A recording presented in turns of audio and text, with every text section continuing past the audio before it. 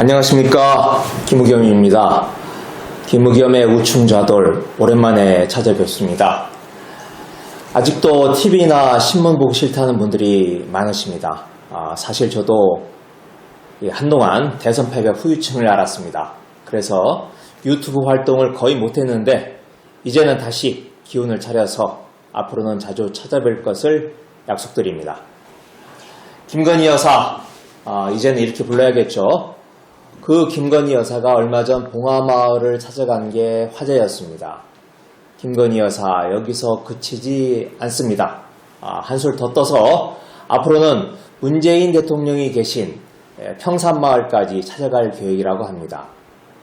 성사되지는 않을 것 같습니다.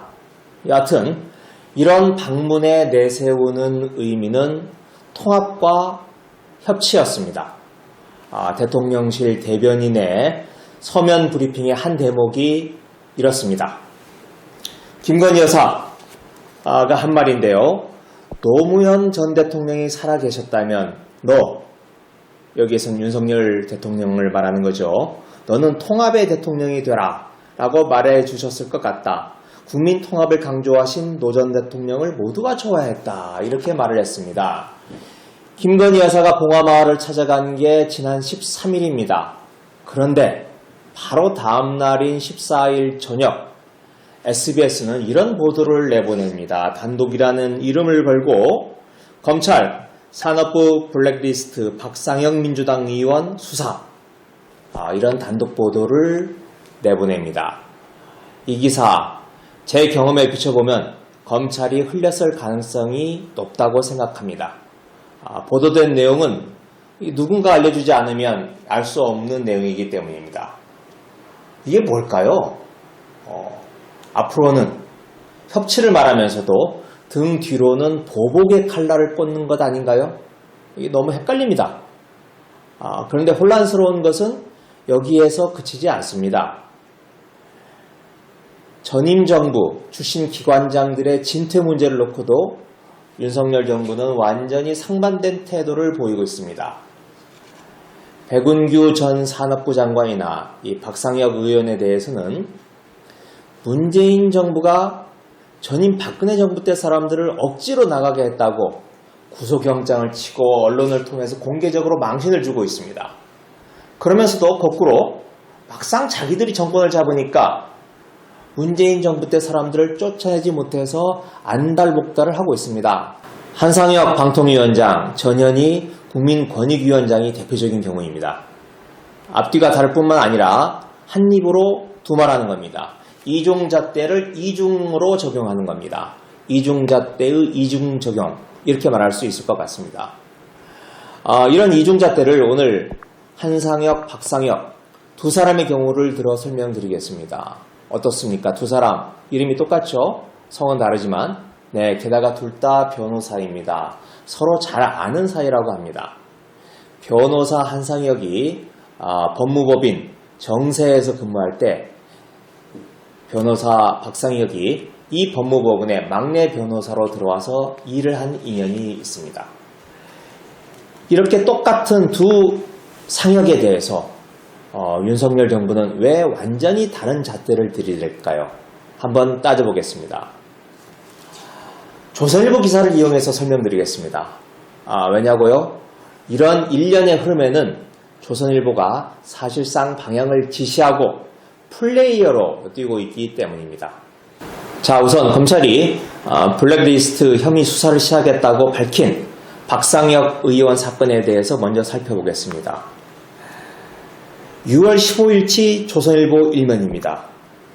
제목이 박상혁 청근무 때 산업부 블랙리스트 개입 의혹, 이렇게 보도를 했습니다. 마치 뭐라도 있는 듯한 그런 냄새를 풍깁니다. 온라인판에도 나왔는데요. 거기에 달린 단독 기사의 제목은 좀 더 의미심장합니다. 단독! 백운규, 한명숙 측근 황창화에게 면접지 유출 정황, 공사 사장됐다. 조선일보의 보도는 앞으로의 수사 방향도 알려줍니다. 청와대 행정관 수준에서 이루어졌다고 보기 힘들다고 보고 청와대 윗선으로 청와대 유선입니다. 청와대 유선으로 수사를 확대할 것으로 알려졌다라는 검찰 내부 전언을 전하고 있습니다. 사실상 이 대목을 이야기하기 위해서 이 기사를 썼다고 봐야 합니다. 또 온라인판 조선일보에서는 이 대목에 한마디가 더 추가됩니다.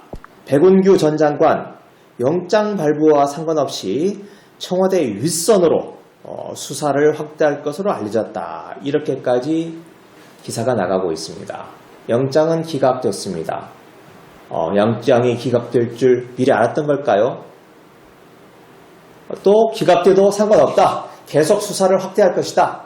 이런 이야기이죠. 제가 정확히 4개월 전에, 그러니까 대선 직전인 2월에 이 우충자들을 통해서 이런 내용을 내보낸 적이 있습니다. 윤석열의 문재인 죽이기 이미 진행되고 있다. 이런 내용이었습니다.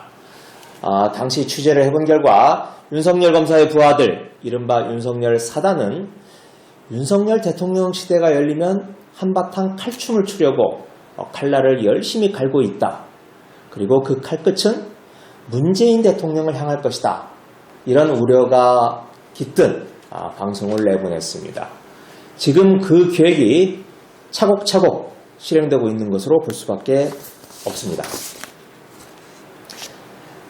자, 또 한 명의 상역을 살펴보겠습니다. 이번에는 한상혁 방통위원장입니다. 임기가 남아있는 문재인 정부가 임명한 방통위원장입니다. 6월 15일, 그러니까 박상혁 의원 사건을 보도한 날, 바로 그날 오후에 조선일보가 온라인판에 단독이라고 보도를 내보냅니다. 제목이 이렇습니다. 단독, 한상혁 방통위원장 농지법 위반, 작물 안 보이고 바베큐 그릴과 테이블만. 조선일보는 대전 유성구의 한 농지를 묘사한 뒤 이렇게 보도합니다. 겉으로 봐서는 별장으로 불러도 전혀 손색이 없을 이 건물을 땅 주인은 농막이라고 했다. 농지에 농막을 짓는 것은 합법, 별장을 짓는 것은 불법이다. 이 땅의 소유주는 한상혁 방통위원장이다. 이렇게 조선일보가 문제를 삼자 국민의힘 쪽에서 들고 일어납니다. 우선 미디어 특위 위원들이 바로 집단 성명을 발표합니다. 지금 보시는 게 그 성명서입니다. 한상혁 방통위원장의 농지법 위반 의혹, 사실이라면 마땅한 책임을 져야 한다. 라는 내용입니다. 그리고 이어서 바로 다음 날인 16일에는 국회의 과학기술정보방송통신위원회 의원들이 기자회견을 엽니다. 그 내용은 한상혁 위원장이 동생들과 함께 상속받은 곳은 농막이 아니라 바베큐 파티까지 할 수 있는 별장이나 다름없었다. 이렇게 조선일보 보도를 그대로 따라하면서 한상혁 위원장을 언론계의 조국이다. 이렇게까지 표현을 했습니다. 국민의힘 권성동 원내대표가 한상혁 방통위원장을 겨냥해서 새 정부에서 여전히 버티고 있는 것은 모렴치한 일이다 라고 발언을 한 게 9일입니다. 조선일보가 이 말에 이어서 단독으로 한상혁 위원장 기사를 띄우니 국민의힘 의원들이 기다렸다는 듯 성명을 내고 압박을 했습니다. 여기에서 그치지 않았습니다. 오늘 아침입니다. 윤석열 대통령도 나섰습니다. 오늘 아침 출근하면서 기자들이 한상혁 위원장에 대해서 질문을 하니까 이렇게 답변을 했습니다. 국무위원도 아닌 사람이 와서 앉아있으면 다른 국무위원들이 마음에 있는 이야기를 터놓고 할 수 있겠느냐. 비공개 논의도 하는데 굳이 올 필요 없는 사람 배석시킬 필요가 없다. 이런 취지로 이야기를 했습니다. 그리고 그러면 물러났으면 한다는 뜻이냐? 라고 하니까 임기가 있으니까 알아서 판단하겠죠. 라는 투로 이야기를 했습니다. 어떻습니까? 조선일보와 국민의힘 또 윤석열 대통령 서로 주거니 받거니 하면서 이 흐름을 아주 물 흐르듯 매끄럽고 자연스럽게 만들어내고 있습니다. 조선일보의 보도는 왜곡 보도, 과장 보도란 이런 것이다 라고 보여주는 아주 전형적인 기사입니다. 조선일보가 문제에 삼은 이 땅, 한상혁 위원장의 부친, 아시는 분은 아시겠지만 그 부친은 한준수 전 연기군수시고 그분은 관건선거 의혹을 폭로한 분이셨습니다. 이분이 한 2년여 전에 돌아가셨는데 그 돌아가시기 직전까지 직접 이 땅을 일구고 직접 농막도 짓고 농사를 짓던 곳입니다. 그 한준수 전 군수가 돌아가신 뒤에 슬하에 5남매를 두고 있는데 5남매에게 공동으로 상속을 하고 그 5남매 중 셋째가 실제로 농사를 짓고 있습니다. 한상혁 위원장이 임명된 게 2년 전인 2020년 7월인데요. 그때 인사청문회 했습니다. 그리고 당시 국민의힘 의원들이 부동산 자료를 요구해서 다 제출했고 그런데 누구도 이 농지에 대해서 문제를 제기한 바 없습니다. 그런데 조선일보가 문제를 삼자 벌떼같이 들고 일어난 것입니다. 특히 이 사진을 하나 좀 봐주시기 바랍니다. 이 조선일보가 공개한 사진만 보면 농사 짓는 것 같아 보이지 않습니다. 그런데 왜 그러느냐? 농지가 안 보이는 곳에 이 농막만 부각시켜서 사진을 찍었습니다. 하지만 다른 사진을 하나 봐보시죠. 이 사진을 보면 실제로 농사를 지으려고 땅을 갈고 농작물들이 보입니다. 교묘한 사진 기술이죠. 조선일보, 보건복지부 장관, 교육부 장관의 각종 의혹에 대해서는 입도 뻥끗하지 않았습니다. 그런데 임명된 지 2년이 넘는 방통위원장을 찍어내기 위해서 이러한 과도한 의혹을 제기하고 있습니다. 흠집내기가 아닐 수 없습니다. 그런데 한상혁 위원장을 찍어내기 위한 조선일보의 시도는 사실 좀 됐습니다. 열흘 이상 됐습니다. 그 시작은 6월 9일자였습니다. 일면 톱 기사로 이런 기사들을 내보냅니다. 문재인 정부 출신 장관, 기관장들을 알박기 인사라고 비난을 했습니다. 현황표까지 만들어가면서 무엇이 알박기 인사인지 구분을 했습니다. 한번 봐주시죠. 이게 조선일보 6월 9일자 1면, 3면 기사고요. 또 3면의 기사를 보면 사퇴 요구된 직권남용, 기관장들 퇴임 대신 버티기 이런 기사도 있고 6월 15일자 기사를 보면 전현희 한상혁엔 국무회의 참석 통보 안 했다 이런 기사도 있습니다. 방송통신위원회는 공공재인 방송과 전파를 공정하게 관리 감독하도록 정치적 중립 의무를 부여받은 합의제 기구입니다. 이 방통위 설치법 1조 목적을 보면 이렇게 나와 있습니다. 방송의 자유와 공공성, 공익성을 높이고 국민 권익 보호와 공공복리 증진에 이바지함을 목적으로 삼아 주범했다. 독립적 운영을 보장하고 있는 겁니다. 위원장 임기는 3년이고 위원장 및 위원을 면직 해촉하려면 엄격히 그 사유를 법률로 제한을 해놨습니다. 방통위는 윤석열 정부의 국정 철학과는 상관이 없는 기구입니다. 정권으로부터 독립하는 것이 너무도 당연합니다. 3년 동안 눈치 보지 말고 일하라 이런 뜻이 담겨 있는 겁니다. 그런데 조선일보 이런 모습은 많이 보던 모습입니다. 이른바 데자뷰입니다. 그렇습니다. 우리는 이명박 박근혜 정부 때 언론장악의 흑역사를 기억하고 있습니다.